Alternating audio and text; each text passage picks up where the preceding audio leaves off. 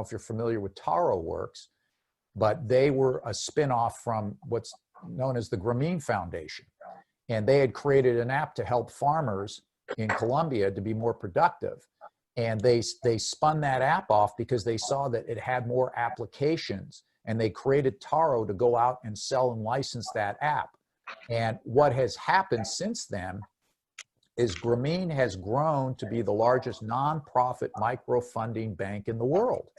And a lot of those funding, the microfunding comes through their app technology, which evolved as a result of starting they literally spun off a startup, went out and raised money, and used that startup to scale their technology.